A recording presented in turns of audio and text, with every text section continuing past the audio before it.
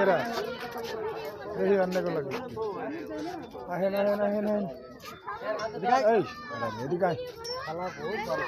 ঘাস দেখতেছো ঘাস নাই গা আল্লাহরে খুব খারাপ তো